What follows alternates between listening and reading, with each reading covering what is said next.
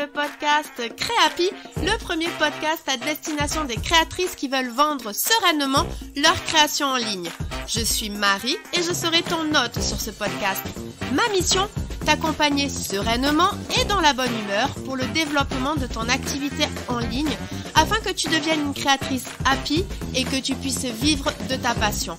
Communication en ligne, réseaux sociaux, boutique en ligne, organisation, stratégie de vente, tous les meilleurs conseils te seront donnés et décryptés.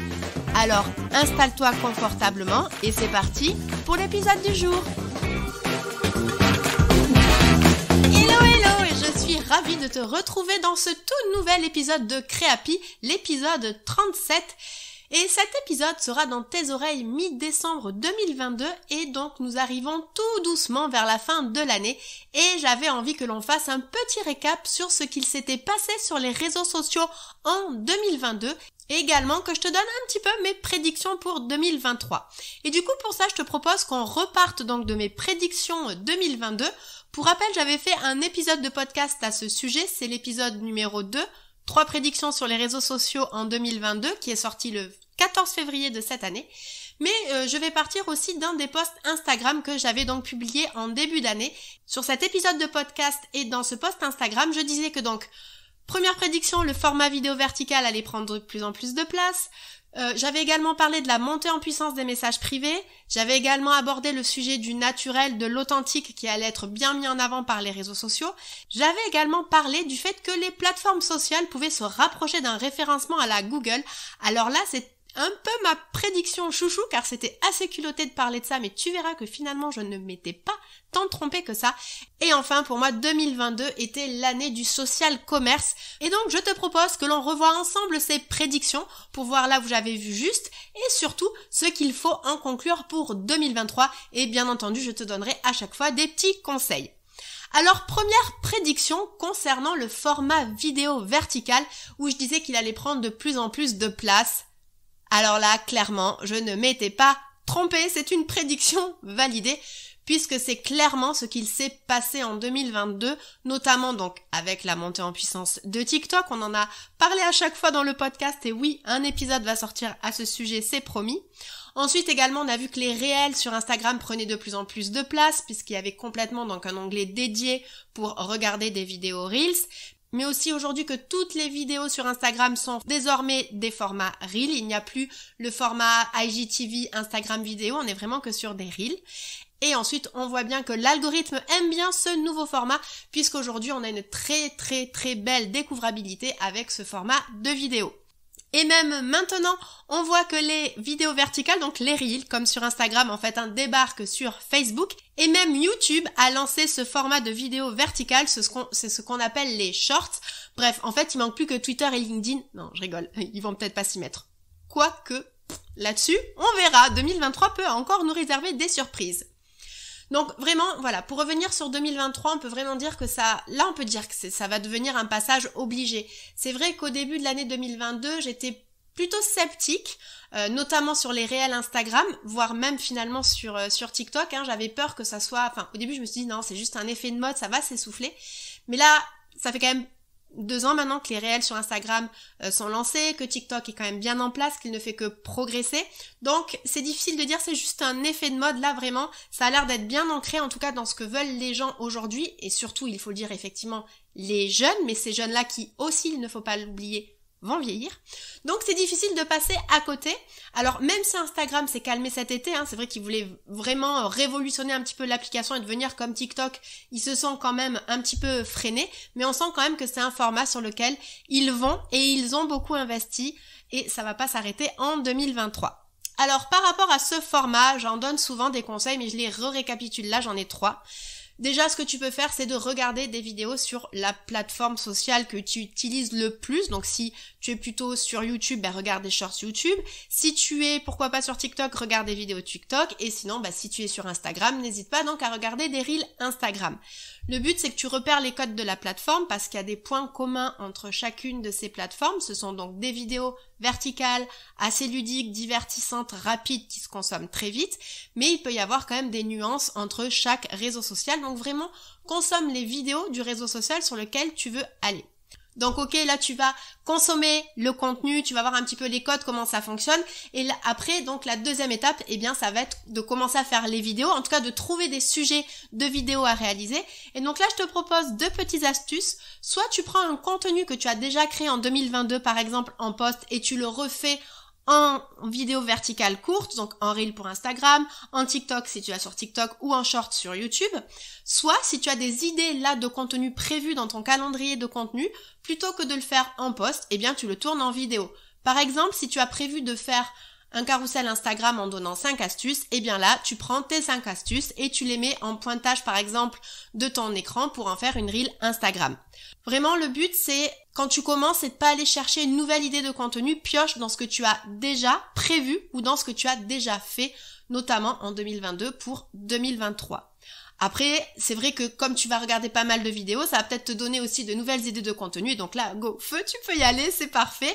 Mais en tout cas, voilà, te mets pas une pression de plus de « Oh, encore, il faut que je crée un nouveau contenu, il faut que je trouve une nouvelle idée. » Non, l'idée, en fait, aujourd'hui, notamment sur Instagram, tu le sais, aujourd'hui, je suis quand même beaucoup plus présente sur Instagram. Et donc, en fait, l'idée, c'est de se dire « J'ai un contenu, aujourd'hui, je peux le décliner aussi bien en post, en reel, que même en story. » Donc voilà, c'est vraiment pas d'aller trouver d'autres idées absolument de contenu reel, c'est tu as tes idées de contenu, tu les fais en post ou tu les fais en reel. Et enfin, 3e conseil pour ces vidéos verticales courtes, même si c'est vrai que j'essaie de donner un maximum de conseils sur le podcast ou sur mes contenus Instagram, là c'est vrai qu'on est sur un sujet quand même assez précis. La vidéo, c'est un format beaucoup plus technique qu'un carrousel Canva, donc n'hésite pas à te former. Et si tu le souhaites, je peux t'accompagner sur ces sujets. Tu n'as qu'à venir me faire un petit coucou sur Instagram. Et alors, à parler de vidéo, et avant qu'on passe à la prédiction suivante, je voulais du coup ajouter une prédiction qui va clairement arriver en 2023, c'est celle de sous-titrer ces vidéos. Plusieurs études ont confirmé que jusqu'à 85% des vidéos des médias sociaux sont regardées sans le son, en particulier dans les lieux publics. La conséquence directe, c'est qu'une vidéo a 80% de chances en plus d'être vue jusqu'au bout si elle est sous-titrée. Donc quelques petits conseils, ajoute donc des sous-titres à tes vidéos et même à tes stories vidéo. Tu peux utiliser l'application CapCut qui est très bien et qui a vraiment de très bons sous-titres. Enfin vraiment sur la légende automatique, ils sont pas trop mauvais, puis tu peux mettre tes couleurs, tu peux choisir la typo, etc. Ou tu peux directement le faire sur TikTok. Si tu décides donc de faire des vidéos sur TikTok, tu as une fonctionnalité de sous-titrage automatique. Sur Instagram, c'est déjà opérationnel depuis plusieurs mois aux USA. J'espérais qu'en 2022, la possibilité d'avoir un sous-titrage automatique arrive en France. C'est pas arrivé. Mais en tout cas, je croise les doigts pour que ça arrive en 2023. Ensuite, en deuxième prédiction, donc, j'avais parlé de la montée en puissance des messages privés, des DM Instagram, on va dire. Et là non plus, je ne m'étais pas trop trompée. En fait, aujourd'hui, quand je fais le bilan de mon compte, mais aussi celui de mes clients et de ce que j'entends autour de moi, alors oui, c'est vrai qu'aujourd'hui on a moins de commentaires sous ces posts, mais est-ce que vous n'avez pas remarqué qu'il y a de plus en plus d'échanges en messages privés ? On recherche plus de proximité avec les prestataires, avec les marques, avec les créateurs de contenu, bref, avec les personnes que l'on suit. Et je vais même pousser l'analyse un petit peu plus loin et même te parler de solutions dont je n'ai pas encore parlé sur le podcast et qui pourtant ont de très belles progressions et qui sont de plus en plus utilisées en France. Ce sont les solutions de messagerie comme WhatsApp, Discord ou Slack. Donc en fait, c'est des solutions un peu comme Messenger ou Instagram Direct. Mais les gens, il faut pas l'oublier quand même, ont envie de sortir de la coupe méta, donc business, Instagram et du coup même WhatsApp. Et c'est pour ça que des solutions comme Discord, on le vend en poupe en ce moment, tu en entends peut-être de plus en plus parler. Et surtout, en fait, on va beaucoup plus loin dans les échanges que sur une messagerie Instagram direct. On peut s'adresser à une personne, à un groupe, partager des médias, retrouver facilement ces échanges, créer des channels en fonction de sujets précis pour que finalement les gens ne voient que ce qui les intéresse, que ça soit pas noyé au milieu de X contenu. Et donc encore une fois, voilà, ça permet de rajouter une proximité avec les gens.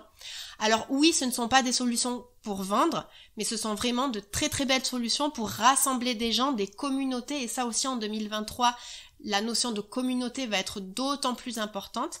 Et par exemple, donc ces solutions peuvent être de très très belles alternatives au groupe Facebook, parce que c'est vrai qu'aujourd'hui on est aussi noyé de groupes Facebook et on sent que, eh bien, ça commence à devenir de plus en plus discret, les échanges sont de plus en plus minimes sur les groupes Facebook. Donc peut-être que les solutions alternatives, ça peut être des solutions comme Discord. Donc attention, là je ne te dis pas d'aller créer un groupe, on va appeler en fait sur Discord un channel. Si tu es déjà présente en DM sur Instagram, c'est très bien et il faut que ça reste vraiment dans un de tes objectifs pour 2023.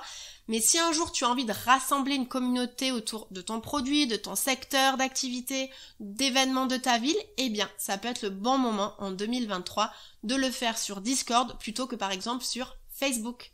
Maintenant, on passe à la troisième prédiction, celle où je pensais que le naturel / l'authentique allait être sur le devant de la scène. Et là, on peut dire que c'est la prédiction finalement la moins parlante en termes de résultats. Je pensais que les comptes qui allaient vraiment plus parler de naturel, de fait main, de bien-être, etc. allaient être bien mis en avant sur Instagram puisque c'est ce qu'ils avaient eux-mêmes annoncé en début d'année. Et finalement, quand je fais le bilan, j'ai pas l'impression qu'il y ait vraiment eu plus en fonction de si on utilisait le hashtag fait main, développement durable, etc. Les comptes étaient plus ou moins mis en avant. Cependant, je voulais vous parler d'une solution qui s'appelle BeReal, et cette solution peut quand même nous confirmer que le côté authentique, en tout cas, allait encore être très important dans les années à venir. Je m'explique. BeReal, c'est donc un réseau social français qui a été créé en 2022. Donc ça a été lancé en janvier 2020. Enfin, ça a été lancé en 2021, je pense. Mais en tout cas, en janvier 2022, ils avaient 10 000 abonnés. En décembre 2022, ils sont aujourd'hui à 20 millions d'abonnés. Donc c'est plutôt une très belle montée. Donc le principe en fait c'est que tu as 2 minutes aujourd'hui pour faire une photo sans filtre, sans mise en scène, avec la caméra devant et derrière. Et ça peut-être que ça vous parle parce que Instagram teste aussi cette double caméra en story en ce moment.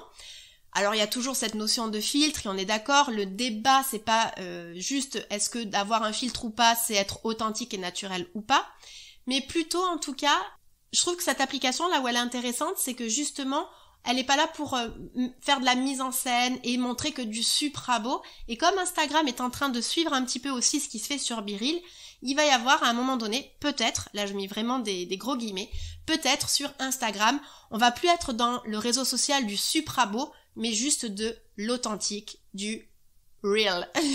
D'où l'application porte bien son nom, BeReal. Et même si on pousse la réflexion un petit peu plus loin, je sais pas si vous avez vu en fin d'année, mais le nombre de vidéos et de reels qui ont eu Instagram versus réalité, parce qu'on le sait aujourd'hui, Instagram c'est un peu le réseau, donc je disais du supra-beau, mais un peu du fake aussi, et tout ça, on n'en veut plus. Donc on sent quand même avec des solutions comme BeReal, avec ces hashtags ou ces mouvements Instagram versus réalité, qu'on se rapproche de plus en plus vers de l'authentique. Donc ce que je te conseille pour ça, eh bien, c'est de montrer par exemple tes backstage, de montrer, alors oui, tes succès, mais aussi pourquoi pas tes coups durs, tes questionnements, et pour ça donc les stories c'est parfait, mais aussi ce qu'il faut retenir de ça, c'est donc de te prendre moins la tête sur la réalisation de tes stories et même de tes vidéos. Si on voit un arrière-plan, alors il faut pas non plus que ça soit Bagdad, mais si par exemple à un moment donné on voit que t'es pas hyper bien maquillé ou qu'il y a un petit quelque chose qui traîne, c'est pas très grave. Là on en revient encore finalement aux vidéos reel, hein, mais on veut du vrai. BeReal le montre plutôt très bien. Alors non, je vais pas te dire non plus d'aller sur BeReal, c'est pas du tout fait pour une démarche de vente, c'est plutôt entre des copains, on s'envoie des photos, etc. En tout cas, pour le moment, c'est ce que ça permet de faire. Mais finalement, le fait de regarder ce qu'il se passe autour d'autres réseaux sociaux comme BeReal, ça permet aussi de dégager des tendances, voir ce qu'attendent les gens. En tout cas, moi, c'est comme ça que je le vois. Nous voilà maintenant à la 4e prédiction, et celle-là, j'en suis assez fière, puisque je pensais qu'en 2022, les réseaux sociaux allaient de plus en plus se rapprocher d'un référencement à la Google, voire même devenir une alternative à Google, et c'est exactement ce qui est en train de se passer. D'après une étude interne de Google, directement, c'est même Google qui a étudié ça, il y a 48% des 18-24 ans qui se servent désormais des médias sociaux comme de leur principal moteur de recherche. En septembre 2022, le New York Times a même proclamé que pour la génération Z, TikTok est LE moteur de recherche. Oui, on revient encore une fois sur TikTok. Ça va arriver dans le podcast. Dans l'article de blog qui sera associé à l'épisode, je mettrai une image qui montre l'utilisation de Google versus les médias sociaux quand les gens recherchent des informations sur une marque, et tu verras que c'est assez parlant. Donc pour résumer, sur la tranche d'âge de 16 à 34 ans, il y a autant de personnes qui cherchent une information sur une marque depuis les réseaux sociaux que Google. Et après, quand on passe sur la tranche d'âge au-delà des 35 ans, là c'est plutôt 1 personne sur 3 qui s'informe via les réseaux sociaux que Google. Donc quand même, on sent qu'il y a une tendance, encore une fois, avec la jeune génération qui est en train de s'inverser petit à petit et qu'on recherche même finalement autant sur les réseaux sociaux que Google. Et ça, les géants des réseaux sociaux l'ont bien vu, ils l'ont bien compris aussi. Et donc, il risque d'y avoir un changement, notamment sur Instagram en 2023. Et donc là, j'ajoute une prédiction 2023, celle de la disparition des hashtags au profit du SEO des médias sociaux, c'est-à-dire du référencement des médias sociaux. Et c'est d'ailleurs déjà lancé. Les équipes de Hootsuite, un outil leader dans la gestion des réseaux sociaux, ont révélé que l'utilisation de légendes aux mots-clés optimisés plutôt que de hashtags permettait d'étendre la portée de 30% et de doubler l'engagement. Car oui, en fait, le SEO des médias sociaux, c'est ça en fait, c'est de mettre des mots-clés, pas des hashtags, je dis bien des mots-clés, dans ces légendes, dans ces descriptions. Et donc le but, c'est de mettre des mots-clés qui sont recherchés par ses clients pour être bien indexés sur les recherches et qu'ils nous trouvent s'ils cherchent quelque chose qui est en rapport avec ce que l'on vend, comme sur Google en fait.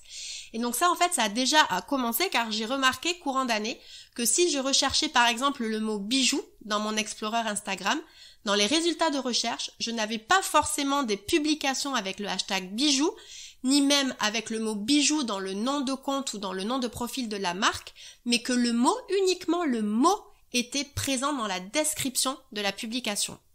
Donc là, en fait, avant, ce qu'il faut retenir, c'est qu'Instagram ne savait pas lire les mots des descriptions, c'est pour ça qu'il y avait les hashtags, mais maintenant, il le sait, ou en tout cas, il commence à le savoir. Alors attention, je ne te dis pas non plus de ne plus mettre de hashtag, car c'est encore une révolution, on va dire, en début, c'est les débuts de cette révolution. Mais par contre, n'hésite pas à travailler les mots-clés que peuvent rechercher tes clients et de les mettre dans tes descriptions à plusieurs reprises. Et ça d'ailleurs, ce travail, c'est normalement un travail que tu dois faire aussi sur les pages produits de ta boutique en ligne, mais également dans tes épingles Pinterest. Donc finalement, c'est un travail que tu peux utiliser pour 3 leviers de visibilité aujourd'hui. Instagram, les épingles Pinterest et ta boutique en ligne. Mais ne t'inquiète pas, dans l'année, je ferai un épisode beaucoup plus complet, spécial référencement sur les réseaux sociaux. Et enfin, on arrive à la 5e et dernière prédiction 2022. C'était celle de l'arrivée du social commerce. Et finalement, là, c'est vraiment la prédiction la moins vraie aujourd'hui. C'est là où je me suis un peu loupée. En fait, fin 2021, début 2022, c'était la grande guerre à la plateforme sociale qui allait proposer une expérience d'achat complète sur sa plateforme. C'est-à-dire qu'on pouvait découvrir un produit, trouver l'information, l'acheter, gérer tout ce qui était paiement et livraison directement dans la plateforme. C'est-à-dire qu'on n'avait pas besoin de sortir de la plateforme, par exemple Instagram. Et aujourd'hui, c'est pas le cas, puisqu'aujourd'hui, ce qu'on a par exemple sur Instagram, c'est qu'on a donc les tags produits, on clique sur un produit, et après, en fait, on va faire l'achat sur la boutique en ligne de la marque. Alors ça, il faut savoir qu'aux USA, sur Instagram, c'est déjà possible. Et c'est d'ailleurs Instagram le seul à le proposer, donc TikTok n'est pas encore arrivé à ce niveau d'achat. Donc on peut dire qu'Instagram est devant TikTok à ce sujet. Mais donc du coup que pour certains pays. Aux USA c'est possible, mais en France ça l'est pas. D'ailleurs ça avait été annoncé que ça devait arriver en France cet été. Mais finalement c'est pas arrivé.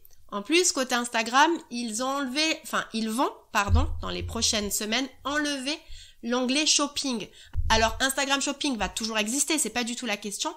Mais on n'aura plus dans l'interface un onglet dédié où on peut voir en fait plein de produits ou tous les shopping posts en fait des marques que l'on suit ou qui nous sont recommandées tout simplement parce que c'était pas utilisé, parce que les gens le regardaient pas aujourd'hui. Donc on aura toujours la possibilité de découvrir des produits à travers les publications quand on regarde son Explorer ou son fil d'actualité, mais on n'aura plus cet onglet shopping dédié à découvrir que des produits. Ensuite, TikTok aussi a retardé le lancement du live shopping en Europe et aux États-Unis après un test au Royaume-Uni qui n'a pas été très concluant. Et enfin, il y a de nombreuses études aujourd'hui qui montrent que les consommateurs ont peur de laisser leurs coordonnées bancaires sur les plateformes sociales. Donc voilà, avec tous ces facteurs, on pourrait croire que donc la course au social commerce s'est un petit peu essoufflée en 2022. Mais en même temps, il y a aussi eu la course à la vidéo verticale, donc il pouvait pas non plus être partout. Mais quand même si ça peut s'essouffler, on peut pas dire que c'est complètement arrêté parce qu'il y a des données comme les données e-marketer qui indiquent que le social commerce représente toujours un marché immense et en croissance, puisque par exemple, le social commerce aux États-Unis devrait augmenter de 34% cette année, En moyenne, un Américain a dépensé $518 via le social commerce, donc en 2022, soit une hausse de 27% par rapport à 2021. Et enfin, ils estiment que les dépenses annuelles via le social commerce augmenteront de $419 par acheteur au cours des 3 prochaines années pour atteindre donc $937 en 2025. Alors ok, ce sont certes des données pour les USA, donc moi ce que j'en conclus c'est que c'est encore peut-être un petit peu trop tôt en France, mais une fois de plus ça donne une tendance et ça nous permet de s'y préparer. Ça sera juste plus long que ce que je pensais. Donc dans tous les cas, ce que je te conseille c'est toujours de en tout cas si tu as une boutique en ligne, c'est de la connecter à Instagram grâce à un Instagram Shopping, et si c'est déjà connecté, de toujours taguer tes posts, tes reels et tes stories avec tes shopping posts pour que ça envoie directement sur ta boutique, car ça t'amènera toujours une source de trafic en plus. Et si demain Instagram généralise l'achat directement dans la plateforme, eh bien tu seras prête.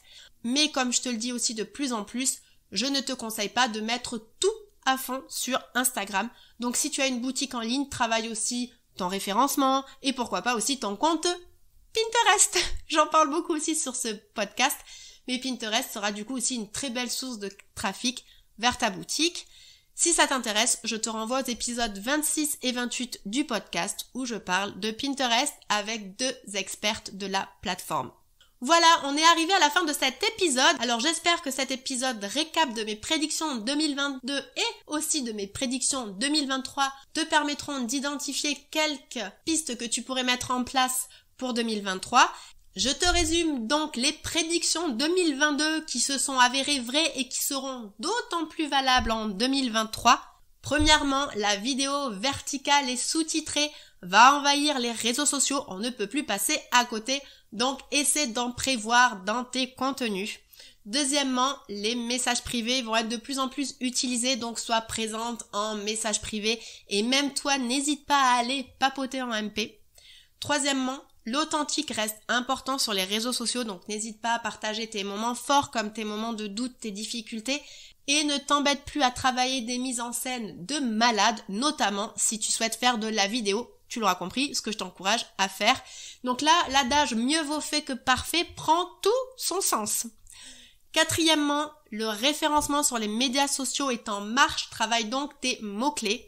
Et enfin, le social commerce, même s'il n'a pas envahi la France en 2022, il y a une réelle demande, donc n'hésite pas à connecter ton compte Insta Pinterest à ta boutique en ligne. Et si tu souhaites mettre en place certains sujets ou en savoir plus, n'hésite pas à venir me faire un petit coucou en message privé sur Instagram. Voilà, on est arrivé à la fin de l'épisode. Merci de l'avoir écouté jusqu'au bout. Et si cet épisode t'a plu, n'hésite pas à lui laisser un 5 étoiles ou à t'abonner. Je remercie pour toutes les personnes qui le font et je le rappelle à chaque épisode, mais c'est vraiment grâce à ça, grâce à vous, que le podcast pourra grandir. Alors merci pour ces quelques secondes qui nous permettent de faire grandir Créapi ensemble. D'ici le prochain épisode, je te souhaite une bonne journée, soirée, nuit, selon quand tu m'écoutes et je te dis à la semaine prochaine. Salut!